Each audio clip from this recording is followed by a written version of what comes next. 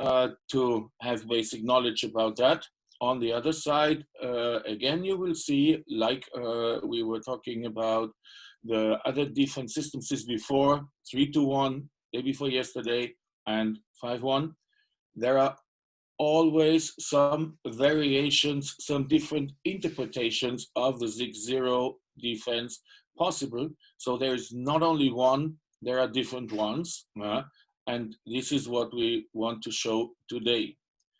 Now in the presentation, the first chapter is about classification again, giving you some new ideas that focus a little bit on the tactical demands we have in this type of defense, compared to more easy variations before.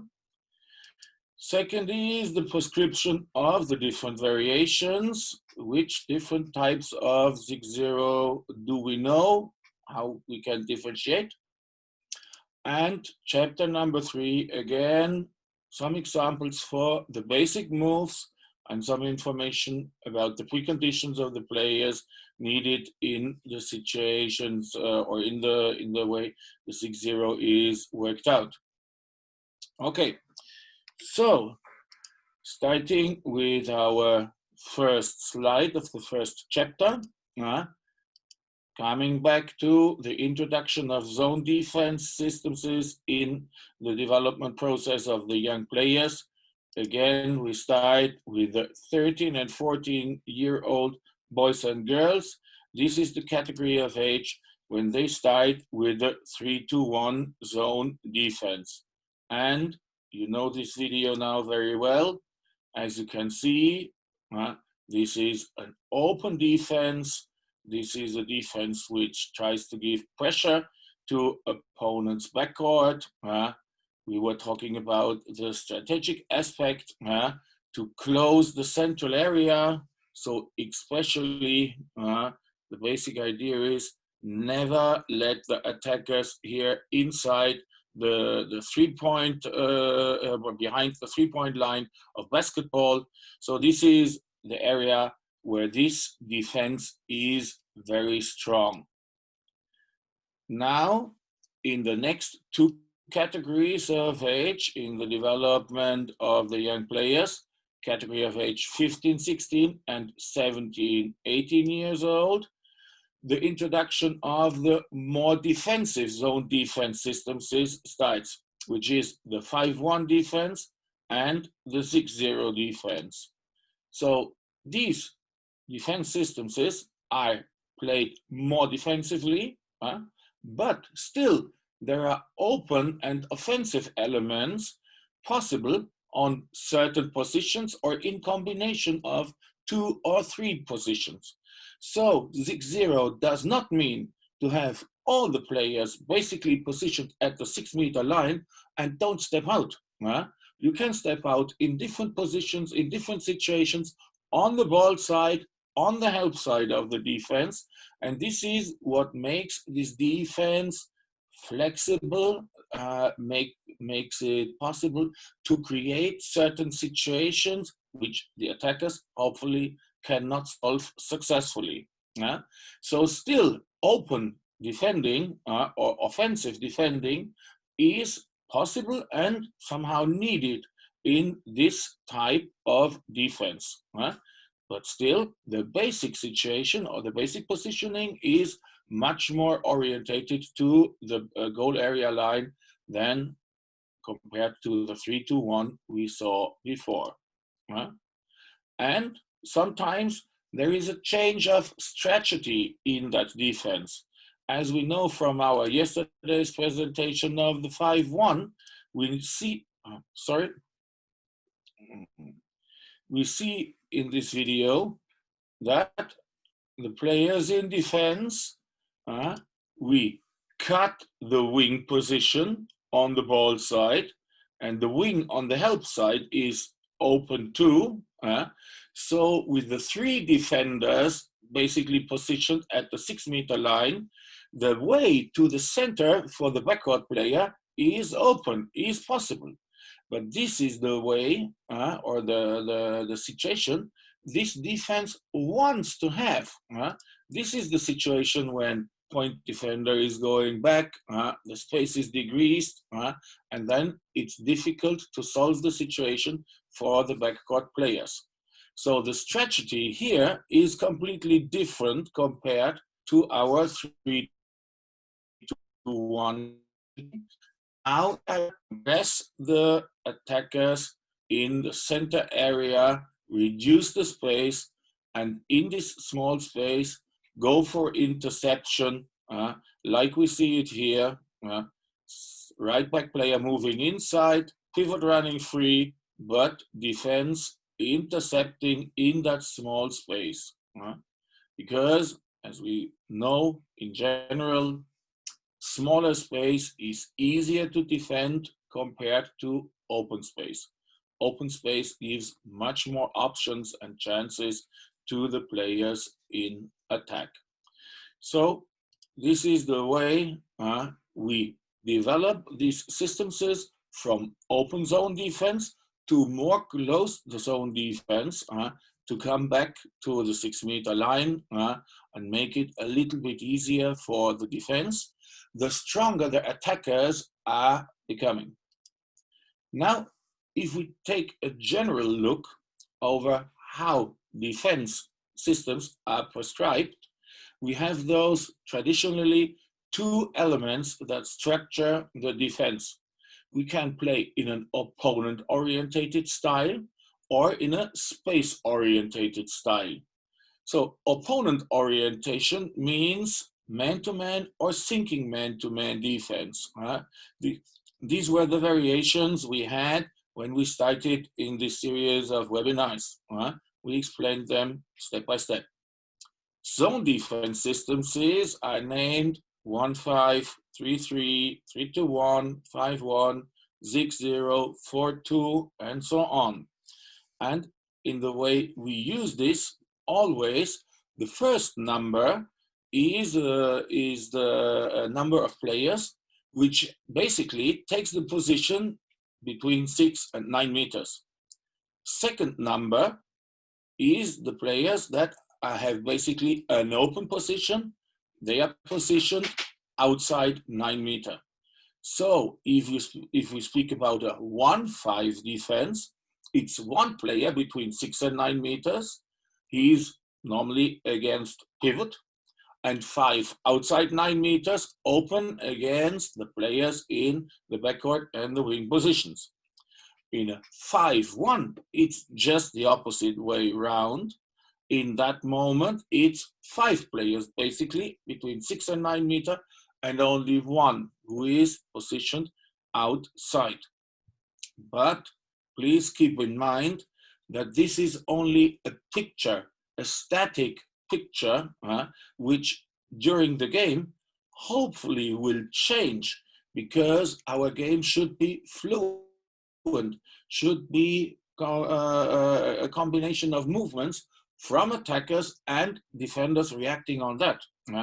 So for instance, if your defense starts with a 1-5 positioning, player against pivot between 6 and 9 meters, and all the other 5 outside, and then opponent's attack is coming, maybe the wing attackers will take their positions outside 9 meters. Then the defenders can be outside 9 meters, and you see that picture of 1-5 defense. But if in that moment the players in the wings go to the corners inside between 6 and 9 meters, it's obvious that the defense will follow, because always, as we know from our basic principles of defense, defender is between opponent and own goal. So in that moment, when both attackers are inside, both defenders will be inside 6 and 9 meters too, and then the picture is no longer 1-5, it's a 3-3, because then 3 defenders between 6 and 9 and 3 outside.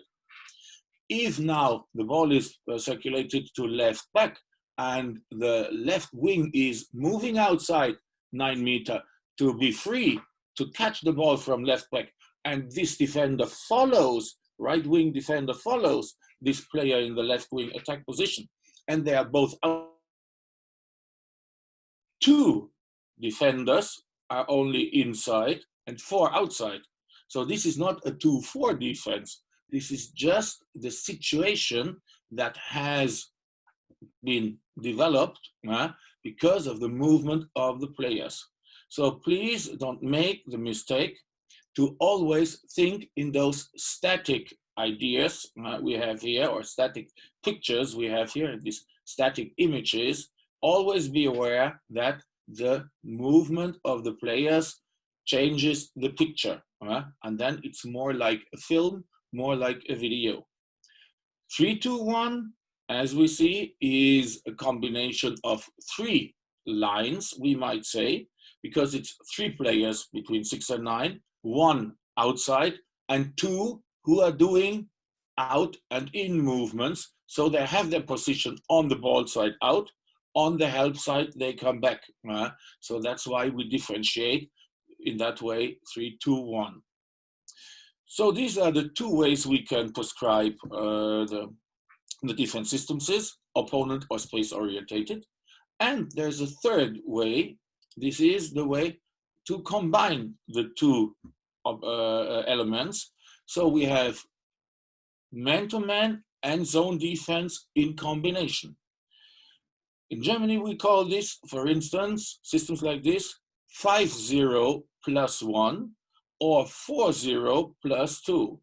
The 5 means 5 players basically in the zone defense between 6 and 9 meters. 0 means no player in an outside position between 6 and 9, working like a zone defender.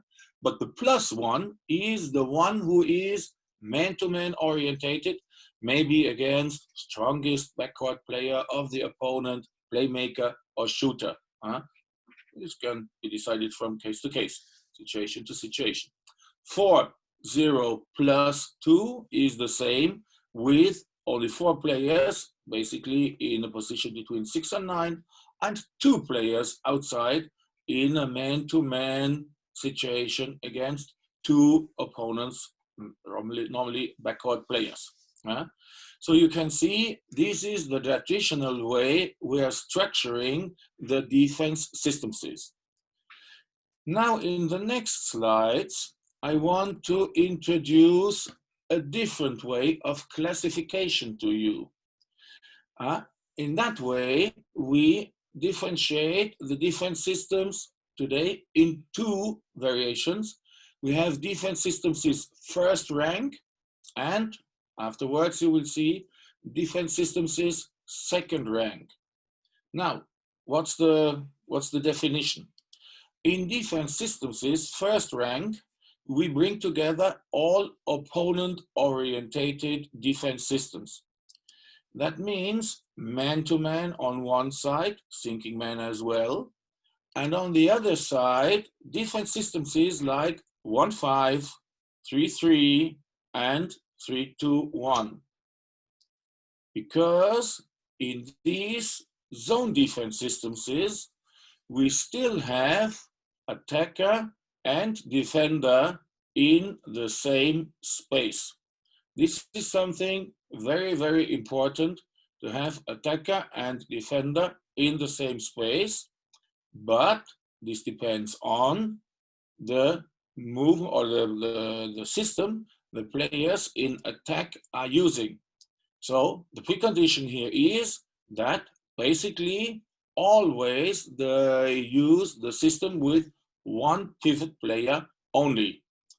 If there is 1 pivot player in a 1-5, in a 3-3, in 3-2-1, it's always clear who is defending against the pivot and who is defending against the wing, the half, and the center back player, and so on. So always the system is matching, you might say, attacker and defender in the same space. By the time attack changes the system from 1 pivot to 2 pivot system, make a transition, send in a second pivot, then this is not working anymore. Then maybe the defense continues, but then we don't have that same space for attacker and defender. Or on the other side, they follow and stay with the individual opponent, but then it's no longer the 1-5, the 3-3, then it's a different system, depending on the positioning of the attackers. So this is something which is orientated on that system we introduced before, building up the young category players of the young category of ages in a situation where always it's obvious and clear who is connected with whom, attacker and defender, so that they will develop individual skills in attack and defense against each other, solving the situation one-on-one. That's why we use these systems in defense first, before we change to other defense systems. Because when we have attacker and defender in the same space, then the one-on-one situation is very demanding for both of them. And this is what we want. So in general, this is the easier, or these are the types of easier systems, no matter whether they are man-to-man or zone systems, because it's always clear who is against whom.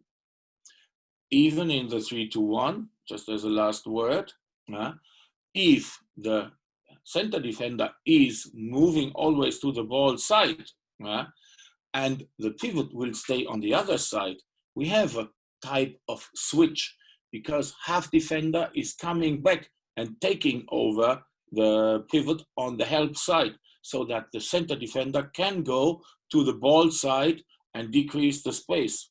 But if the ball is circulated again to that side, then center defender is coming, taking over pivot, and half defender stepping out.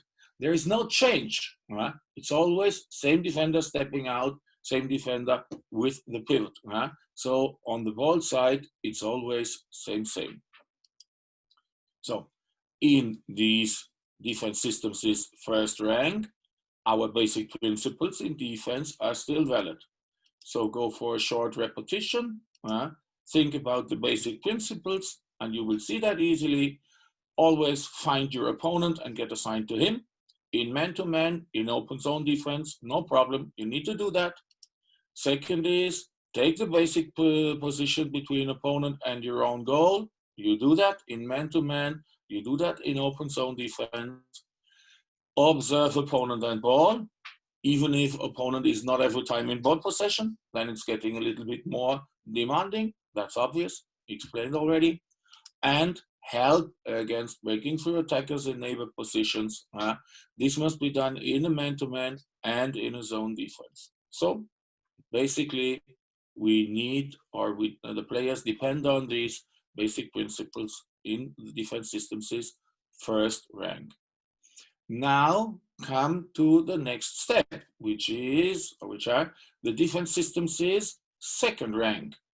In this category, we have so-called systems with a switch. Systems like 5-1, 6-0, and 4-2 defense 2. So we have now higher tactical demands because there's a switch constantly, or very often you have this situation that the players need to switch and to communicate in defense. The basic principles are still valid. So this is not the problem. There's no change in that, but still higher tactical demands. We can explain this from the picture you see here. So in this picture, you see the 4 positions, 1, 2, 3, and 4, from a 6-0 defense inside positions. So the wing on one side is missing, the wing on the other side is missing, because for the wing players, it's always clear, wing defender against wing attacker on the one and on the other side. So there's no switch in that moment. But you see in attack now, the backcourt positions, left, center, and right, and little bit slightly, but you can see the 3 different positions of the pivot inside the defense. And now with those arrows, you can see the players in the backcourt position moving in different ways towards the goal. So there's then an inside move, there's a straight move, and there's an outside move which is possible for the left back player and possible for the right back player too. For the center back player, it's the straight move, and it's move more to the right goalpost, more to the left goalpost. Now, I think everyone can imagine that if the players in backcourt are using those different moves and different directions, and the pivot is positioned in that gap, then the switch is needed between those players in defense. So for instance, if left back player moves outside, then half right defender will be responsible for him, whereas inside right defender must take care for the pivot. If he is moving left back inside, then inside defender will step out, be responsible, but half defender has to fight with the pivot. So this is the switch we were talking about here. And these are the higher tactical demands in that moment, because always those two players have to observe position of the pivot, movement of the attacker, and to communicate who is responsible for the backcourt, who is responsible for the pivot. And in all other positions, it's the same here. So center back moving to the right goalpost, center back moving to the left goalpost.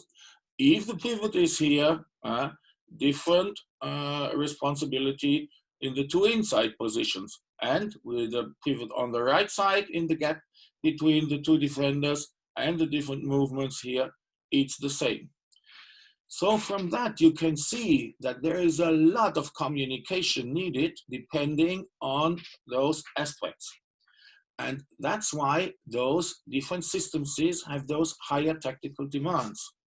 And that is why, just to come back to yesterday's presentation, the 5-1 defense, I like this system very much, because in a 5-1 defense, you don't have 4 players at the 6-meter line, it's only 3, and 1 is in front. So the communication here is only needed between 3 players, which makes it a little bit more easier. And the other aspect is that the player who is point defender here can slow down the ball circulation so that there is more time given for the communication by the time the ball is passed from one to the other side. Compared to that, in a 6-0 defense, it's 1 player more in that positioning, so 1 more gap that has to be worked out. And the ball circulation here is much faster because there is no open defender here. So that makes it even more demanding. So that's why in the transition from 3-1 to more defensive systems, 5-1 is a very important system just to help the players to adapt to those tasks here. And then in the second step, after the 5-1, we come to the 6-0, which makes it even more demanding. So that's why we call these systems defense systems of second rank with higher tactical demands. So in all those systems, first and second rank, like we saw it with the 3-1 with the libero, it's always the basic idea to create 1 player plus on the ball side, decrease the space on the ball side, make the space small, because as we said before, smaller space, better for defense. So that's why in that moment, more players of defense must come to the ball side. But this is combined with 1 player less on the help side.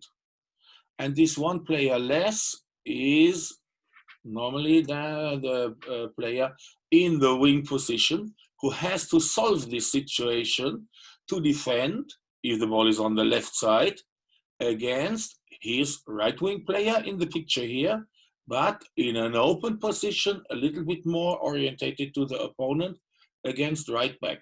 So the compensation is given here when a player in an open position in the wing threatens player in right back, but still is able to cover the right wing player too. Then it's 1-on-2 on the help side, and this helps the defense to create one player plus on the ball side. But please keep in mind that this is something, let's say, additional. It's an add-on. You can do that in all systems, first and second rank. You can do that in a 3-2-1. You can do that in a 5-1. You can do it in a 6-0, in a 4-2 also. So it's not depending on a defense system. It's the question of you want to do it or not. You can do it on both sides of the court, or you can do it on one side only. So this is something which is, as I said, something additional. It's not a must. It's something you can do. It's an add-on. Okay, now you have this basic idea about this classification, and you know why 6-0 is much more demanding, especially if the 6-0 is a reactive defense and not an open defense. Because in an open defense, the players in defense step out very early, and from that early out movement, they decrease the options of the attackers. In a 6-0 with the basic positioning at the 6-meter line, and then waiting for the attacker move and then reacting, the relation of who is doing to what to whom has changed.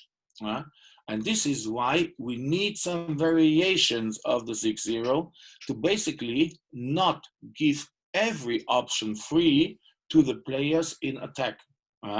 So in a 6-0 defense, we have variations with small offensive elements, not to give the initiative to the attackers completely.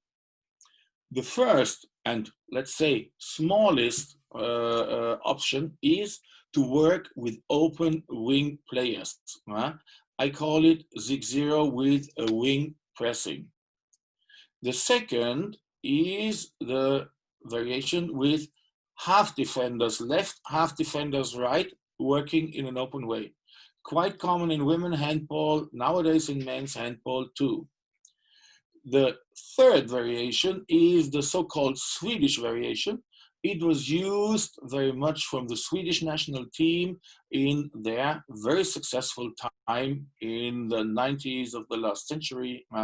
They had a famous national team with a very successful coach, Bengt Johansson, and in that generation, they developed their special Swedish variation of the 6-0 defense. And the last one, this is the one I prefer, is the so-called flexible wall, because in this variation, we have a combination of wing, half, and inside defenders, which are open. So you can see that even a 6-0 defense is a very active defense system, and working like a flexible wall. Okay, let me introduce those different variations to you. First one is the 6-0 defense with the wing pressing. As you can see in the picture, it's something quite easy, because the basic idea of the wing defenders is cut the wing attackers from the game. So if the ball is with the left position or with the right back position, always wing defender stepping out and never allows a pass to the wing attacker. So this is the first tactical or the first coaching advice we give to the players: no pass to the wing. The second advice is not so nice. You might say it's a little bit dirty, but it's very helpful in the game, because the second advice is If the ball is with the wing, cut the wing, don't allow a pass back to the left or to the right backcourt player. So in general, this type of defense wants to completely cut out the wings of the game.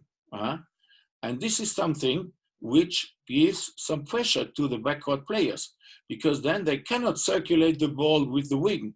Then they cannot move to the goal and receive the pass from the wing. So they can only do this within the 3 backcourt positions. So that's why in that moment, it's a small but very effective thing to really cut the wings. But your wing defenders must do that in a very aggressive way, even from the first moment of the game, because the players in attack, they learn. And if they try to pass to the wing and they are successful, they will try it again. But if from the first attempt they see, oh, wing is not free, okay, I pass to the other side. Next ball is coming.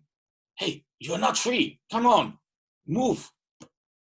And the third, I told you to run free. And then after time, 4, 5, 6 repetitions, they cannot pass with the wing and they don't try. And they give the ball away to the other side. So in that moment, if your wing defenders are very strict and very aggressive from that in the first moment, maybe during the game, then the players in the backcourt positions, they even don't try to pass to the wing, and then it's easier to defend. So in that way, first of all, strong wing player is out of the game. Second is no connection between wing and left back or right back. So moving and pressurize the defense from a pass from the wing is not possible. Even no type of cooperation like crossing is possible. That's another advantage. And the last thing is that very often you can see wing players, they are getting crazy. So they don't open the space. Okay, now I'm out, but I try to draw my defender to the sideline. No, they come up, like you see it here in the picture, and they come closer to the backcourt. Please, I want the ball, give it to me at least once. And in this movement, up here and up here, they decrease the space for the players in attack, in the backcourt. And this is something which indirectly helps all the defenders here to fight against the players. Now, in that moment, the players in the half defending position must be aware that the gap between first and second defender here and here is open. But normally for a right-handed player here, it's a movement to the weak side. For a left-handed player here, it's a movement to the weak side. Must be careful if a right-handed player is positioned here and the wing is clever, opening the space, because then that gap is really dangerous. Okay, that's the situation. But in general, I like this variation very much because it's really simple. And with 2 players in the wing, open defending, aggressive defending on the ball side, you can pressurize the attack in a certain way. Maybe the players in the wing position can continue open defending on the help side too. So if the ball is on the left back position, take the open position here, like the 1-on-2 we had in the picture before. If the ball is circulated, go to like man-to-man defense, pressure, and press the wing attacker here, and the other one going up. And this, in another way, helps to decrease the space in the center. So the first, and from my point of view, most easy to work out variation of a 6-0 defense. The second one is the 6-0 defense with open left defender, half defender left, half defender right. So this is something which is quite common in women handball. Nowadays, you can see it in men's handball too. and you see players on the half position stepping out in that way, but with a special strategy. And the strategy is always try to push their players inside. From their positioning, from their body movement, you can see that. You can see it here in that picture from that women lady team. Ball is in the center, and left back and right back open defending here at the 9-meter line, and the position is orientated to see, observe, ball and opponent. But if she is running in now, it's always to make a move inside, push them to the center.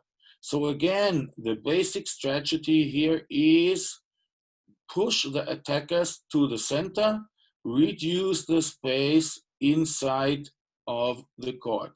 So this is what this defense wants to do.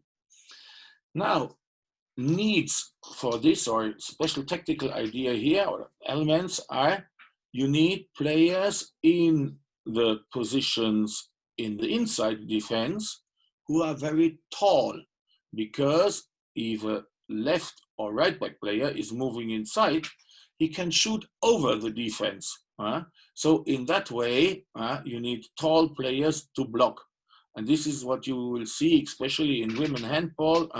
They have two tall players in the center, and on the other side, they have two half defenders, a little bit more short, but they are a little bit open and they compress the attackers to the center. Then the players in defense must be aware that the players in attack don't use this gap. So don't go out, don't allow them the outside move, because there is no help in that moment except from the wing, and then wing attacker would be free. But as you can see in modern handball, not too many players in attack are using the outside move. Very many of them, and very many conceptions, tactical conceptions, are worked out for the inside move.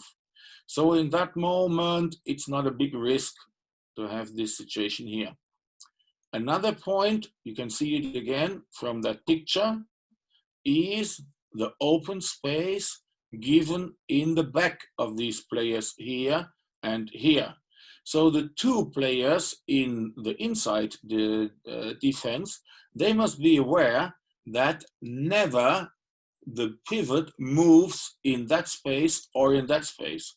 Because if so, communication is needed. Maybe this player sink back and the other step out. Or if this one is too far out, then the inside defender has to follow.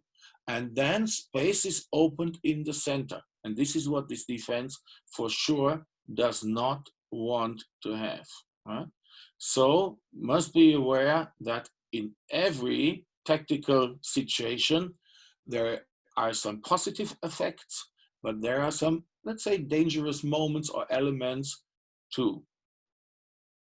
Okay, let's come to the third variation. It's the so-called Swedish variation.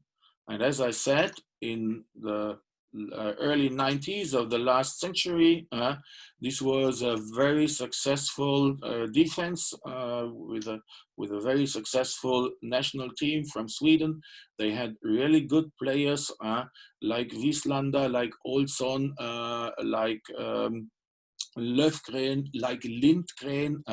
Those were the players who were using or taking these positions in the inside defense.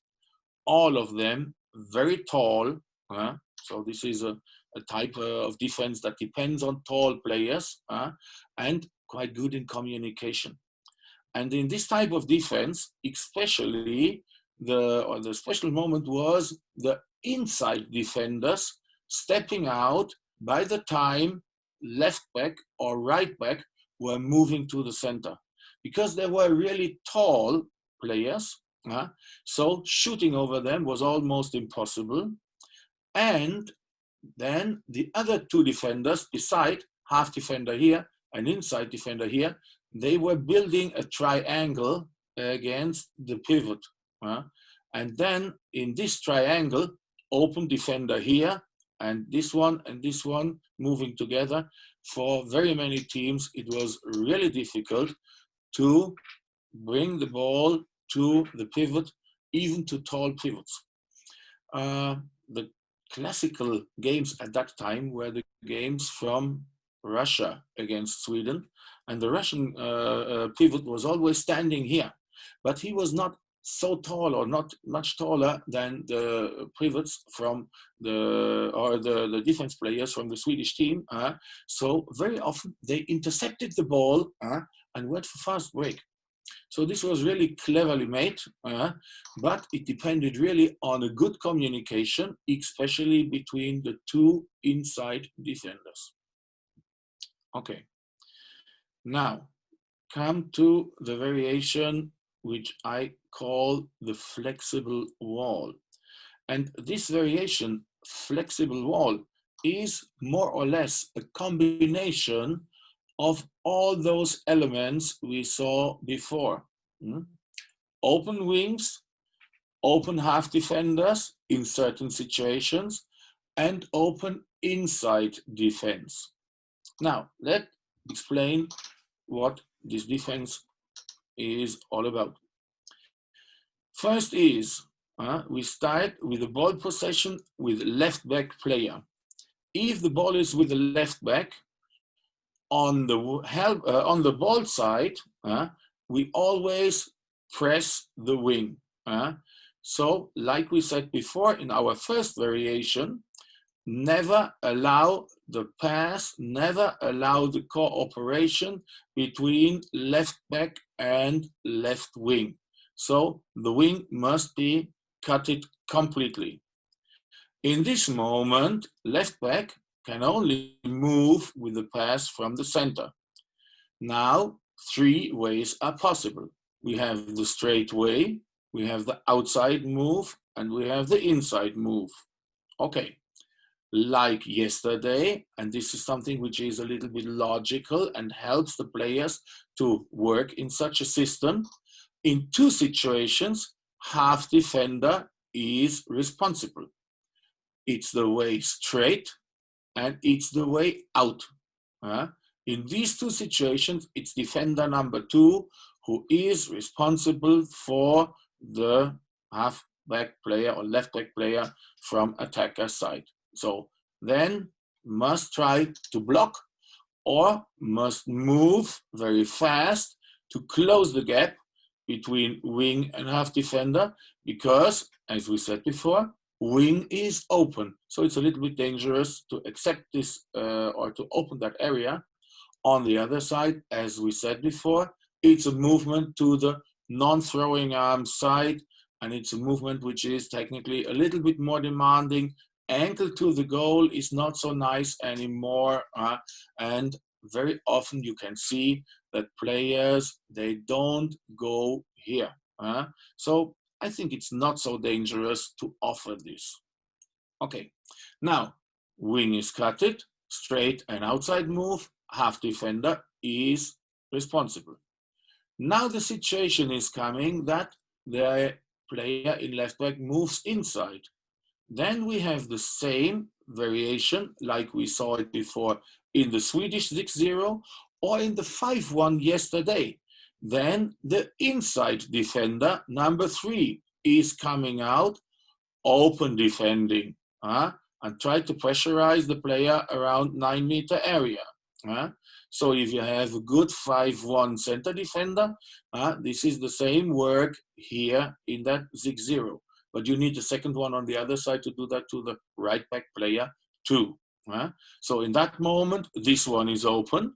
Now, half defender without opponent must move to the center and with second inside defender build triangle against the pivot. Now, this is what happens on the ball side. Very important in this flexible wall is now the movement of the players on the help side of the defense. On the help side of the defense, we have defender number 2 half defender, if left back is in ball possession, he is not at the 6-meter line, he is open and taking a position more or less in the gap between center back and right back player.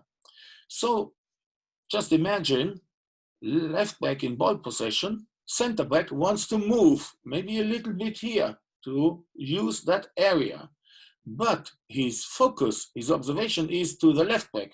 So this player is positioned a little bit away from the observation of the running in attacker. So in that moment, when this one runs, maybe you can cut the pass or maybe you can stop the movement easily.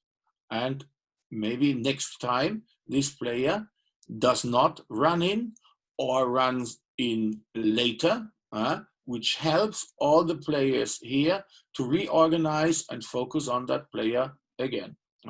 So this is the help side open move of the half defender in that flexible wall 6-0.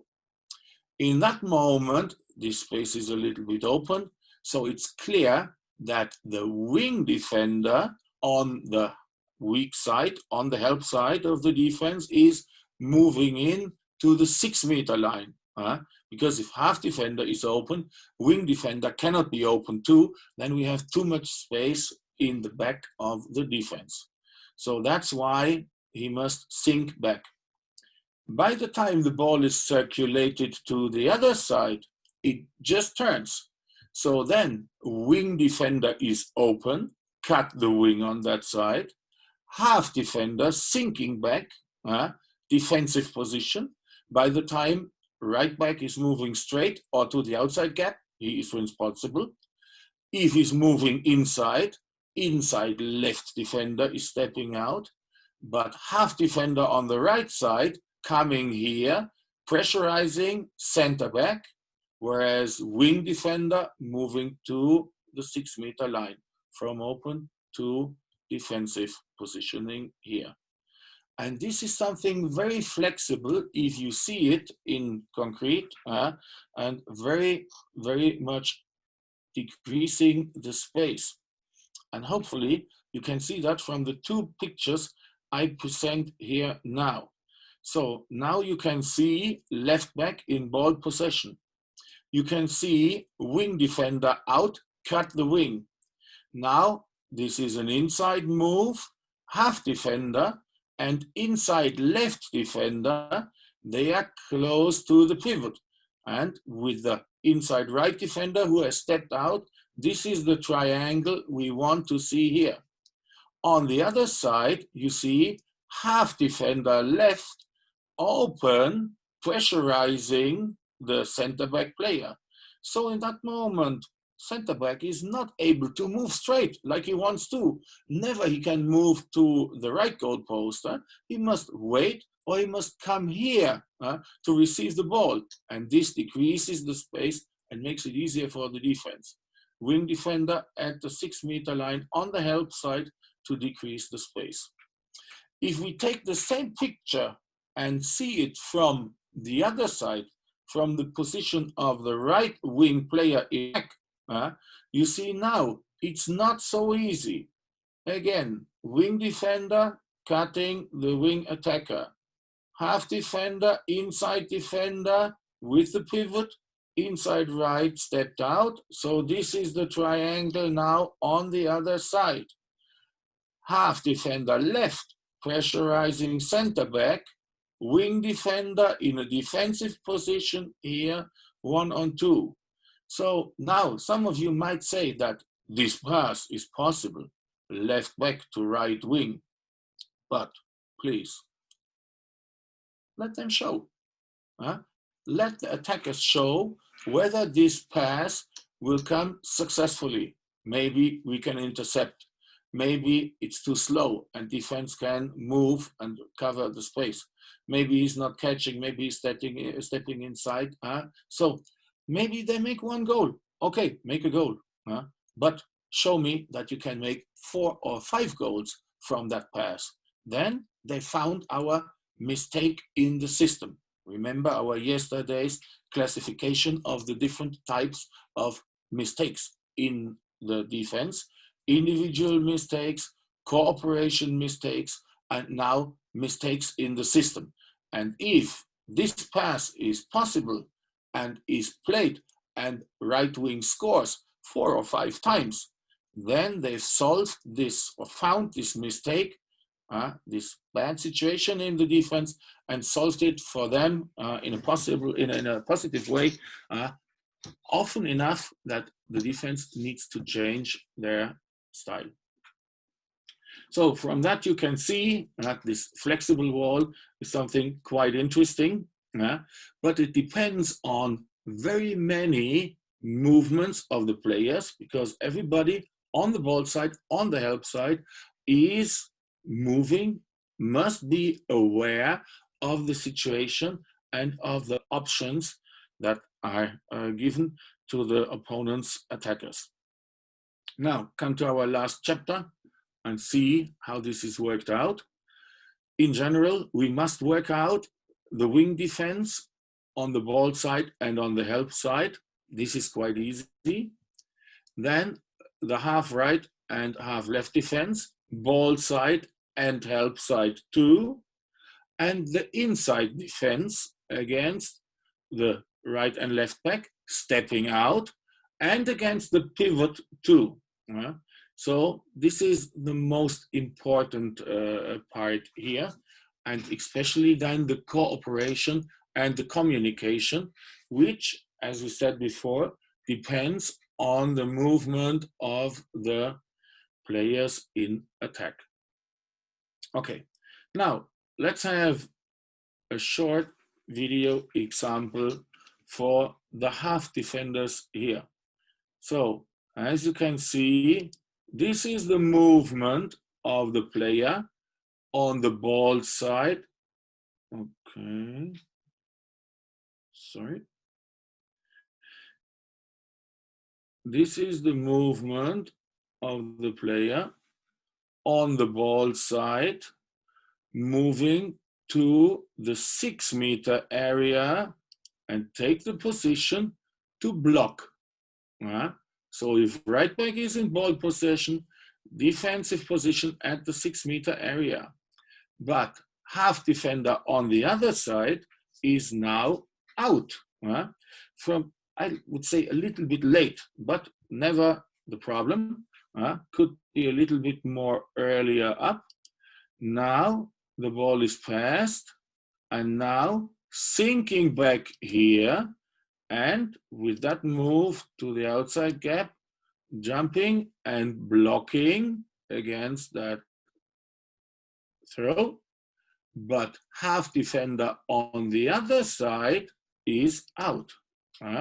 So it's an inside out move, just the other way around, like we have it from a 3-2-1. So in this game, it's 3 against 2. Even center back can shoot, sink back, and step out on the help side. So, and if the player in attack is a little bit close, so then passing is not so easy. So you see it here. Maybe she could go a little bit more in this position, and then the pass from left to right back is not possible. And the ball must be passed over center back, which makes it slower and gives the player in defense more time to move to the other side. So once again, up here, down on the ball side, up on the help side, and block successfully. That's perfect.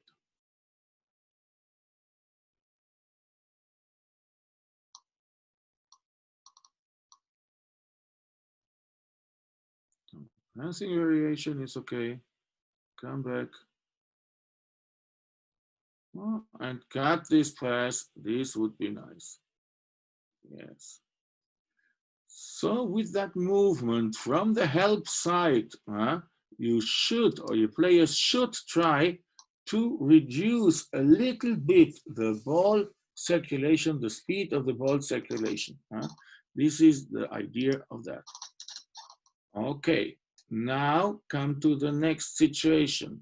We see here now it's 4 defenders against 5 attackers. So in that moment, it's right back and left back, center back as well, can shoot, but 2 pivots in the inside position. Because we want to develop the cooperation between the 2 players on one side. So this is the 2-on-2 situation here. And this is the 2-on-2 situation with left back on the other side.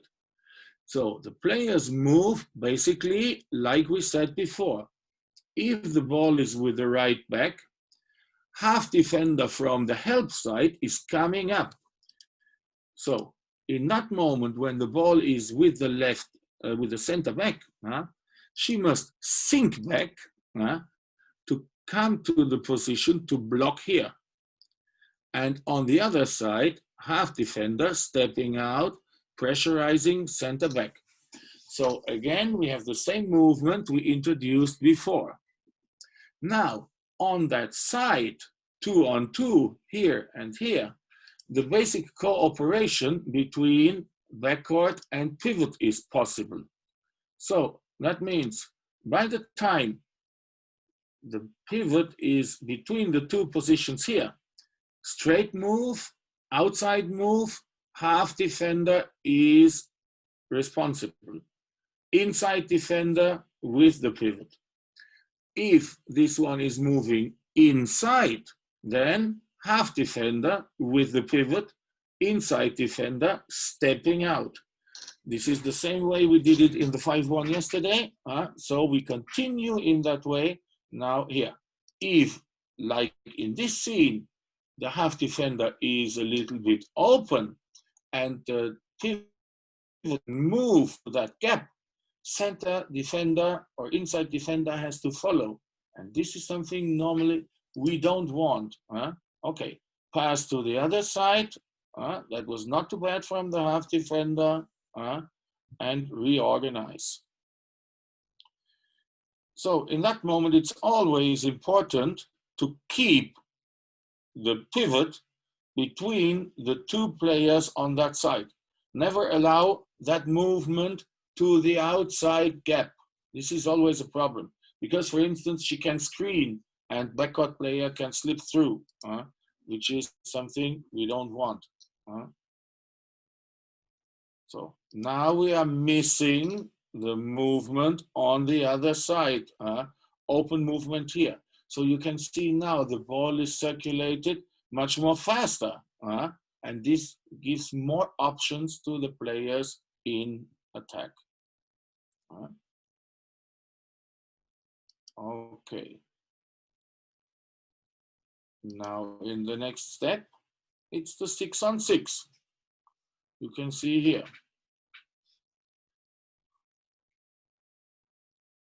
Nice pressuring, and then move back. So you can see this is a little bit too late. Movement back from that half defender. So she must come back earlier, and this one must move in a little bit more to close the space. But defense is cutting it, so good reaction, we like it. So that's okay. If player in half position is pressurizing center back and enforce her to go here, and there the defense should be strong. Never allow this movement to the gap 1 and 2. So come back here.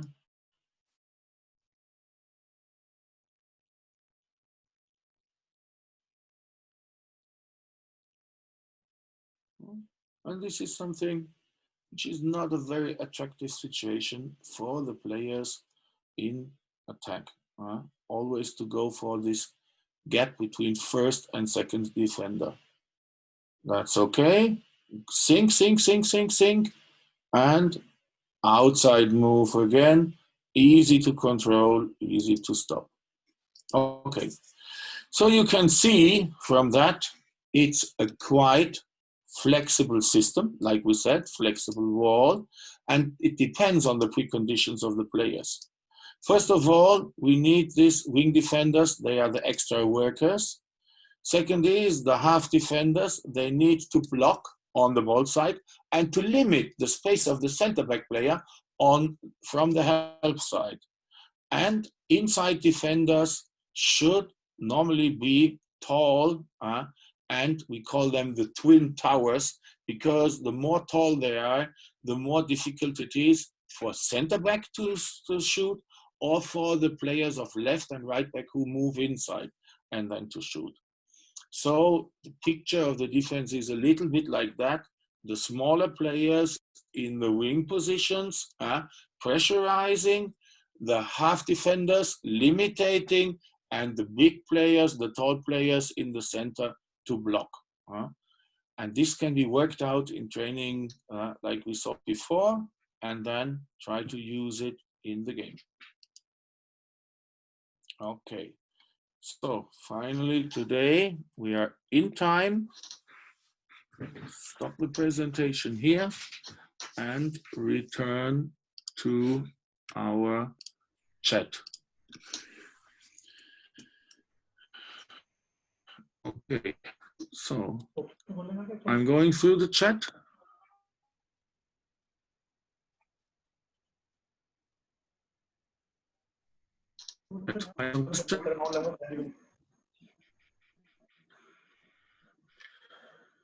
Five players in defense, one player will take position. No, some players in the slides, they were shown only with a slight way. So when you receive the PDF documents, you will see that there is a full number of players. So no, it's 6, it's okay. Kindly explain introduction part of the defense system, second rank again. No, was not understood. Okay, so please, once again, we have defense systems is first rank, and in these systems is it's always opponent orientation, man-to-man and open zone systems in which it's always same player in attack is working against same defender. In a defense system like 5-1 yesterday explained, or today 6-0, you will see that there are variations of who is responsible for whom. And this again depends on position of the pivot and movement of the players. Okay, so we go back to that one slide and then we can see it hopefully again. It is here. So these are the slides.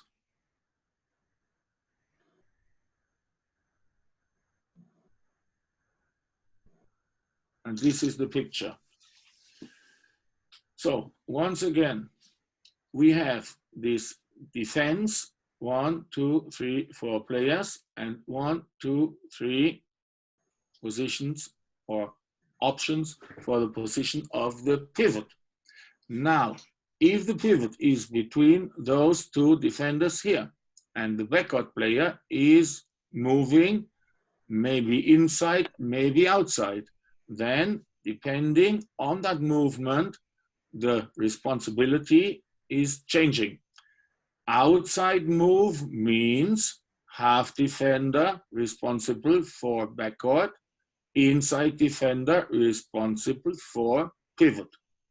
Inside move means inside defender stepping out, half defender move with the pivot.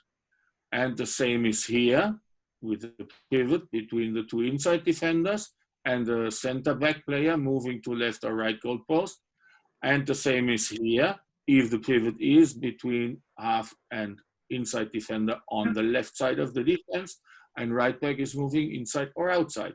So in that moment, the communication and the technical variation of the players in defense is needed. And this is why they have higher demands in that moment. Okay, so how can we switch pivot to double pivot? Sorry, I don't answer this question because it's a question again which is not related to our topic. So, okay. Second pivot against 6-0 defense is no big problem because compared to a 3-1 defense, we have the option that even in a normal 6-0 defense, as you saw in the picture before, the pivot can take 3 different positions between the inside defense. Okay, maybe if there's only one pivot, it's only one position which is taken. If there are 2 pivots, it's 2 positions. And then it's only 2 backward players. So it makes it almost easier because then it's 2-on-2 on one side, 2-on-2 on the other side. So I think that's much more easier.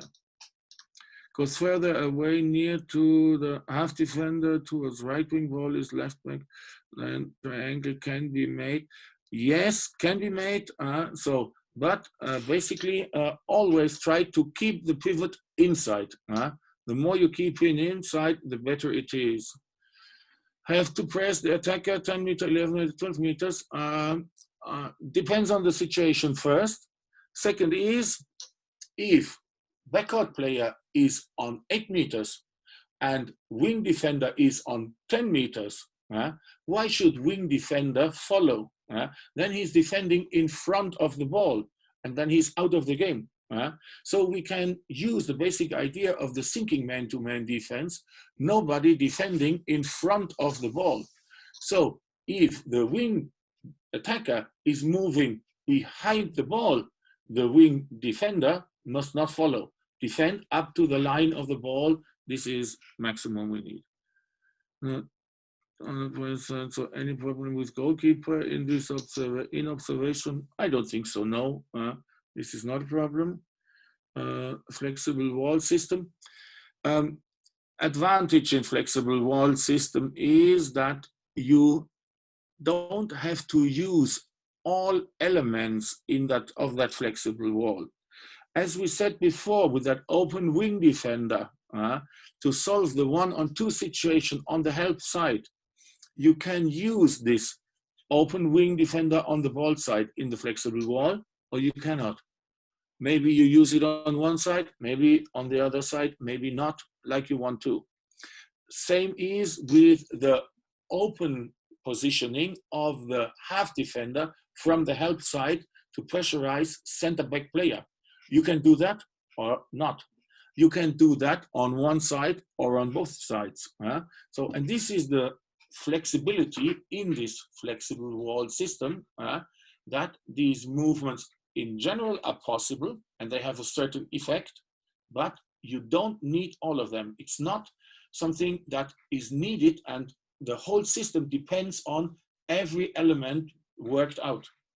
On the other side, the disadvantage, it's not a disadvantage, but if you want to work out all those elements, you need very good defense players, especially because they are defending not only on the ball side, but they are very aware and very awake on the help side too.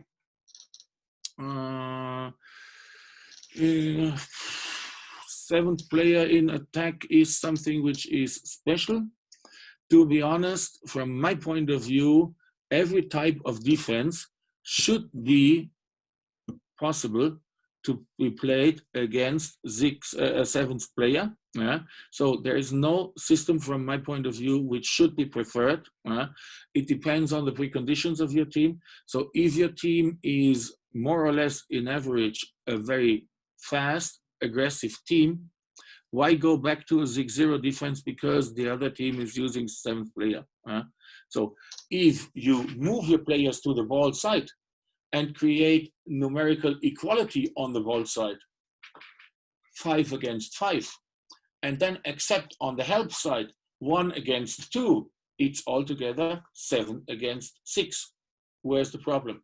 I don't see a problem in that. Okay. Nice day. Thank you so much. Okay. To do when wing player run free inside. How can defenders running in? From my point of view, especially in the flexible wall, you have that open defending against the wing. If he's running in, let him run. And open defense must take over the next player who is now to that side, which normally should be the left back or the right back player. So then we have the situation that maybe a wing defender, which normally is a little bit shorter, is together with a backcourt player, normally a little bit more tall, a little bit more strong, but then he must do that in an open and very aggressive way. So I would let run in the wing and then continuously step out to the backcourt player, like in man-to-man, cut the next player and take him out of the game. Very simple solution, okay, but on the other side, maybe very effective. We will talk about player with one or defense with one player less later on, and which was strong defense. As you can see, this is why I always focus on this development of the defense systems.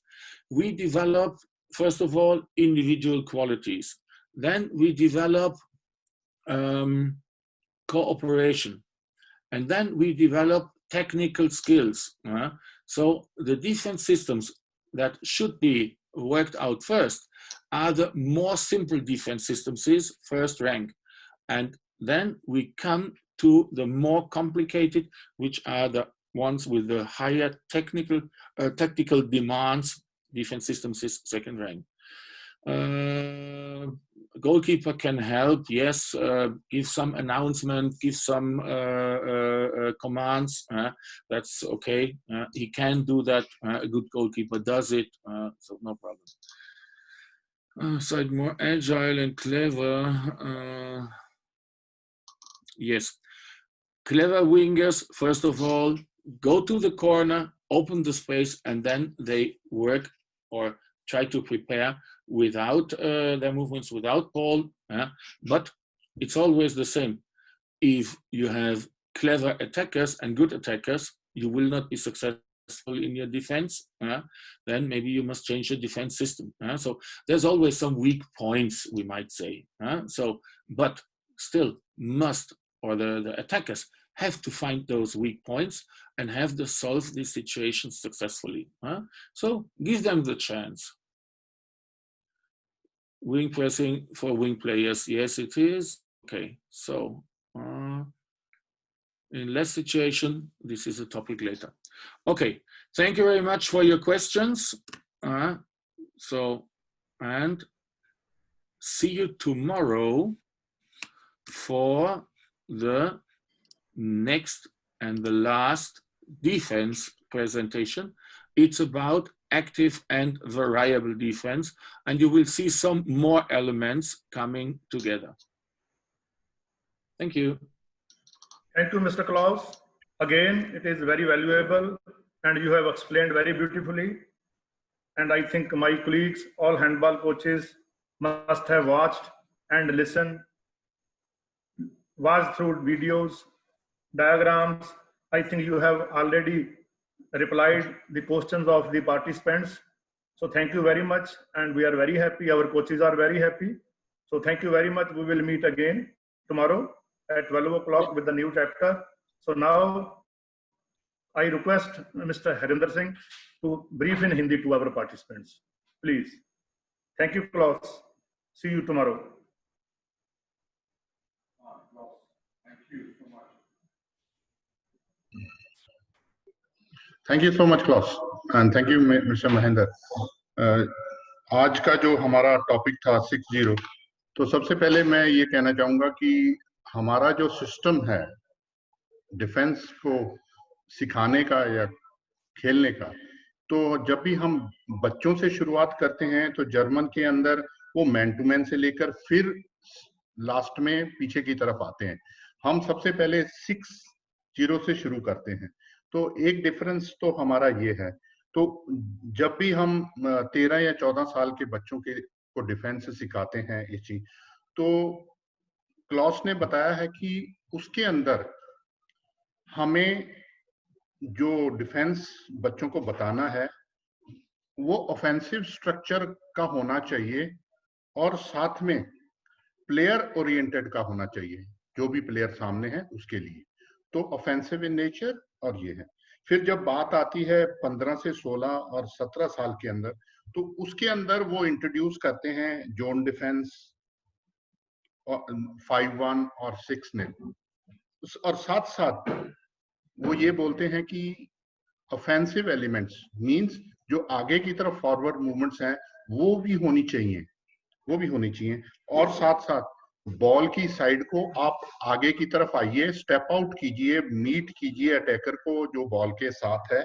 तो ये stepping out और जो ball वाले को आपने 9 metre की रेखा के ऊपर या लाइन के ऊपर डिफेंड करना है वो भी आना चाहिए। ठीक, so this is more of player oriented as well as ball oriented. Ball और प्लेयर दोनों की ओरिएंटेशन का होना चाहिए, आपको नजर दोनों पे रखनी चाहिए, बॉल वाले को और प्लेयर को। और तीसरा ये था कि जब भी हम डिफेंस जो रैंक 1 में खेलते हैं और उसके अंदर और जो रैंक 2 के अंदर था, तो वहां पर उन्होंने ये बताया है कि प्लेयर्स की जो मूवमेंट है वो हाई टेक्टिकल डिमांड्स करती है। मींस आपकी टेक्टिकल नॉलेज जो है वो बहुत अच्छी होनी चाहिए कि आपको पता चले कि ये जो प्लेयर है पीछे की साइड में पिवट है, इसको अब कौन लेगा।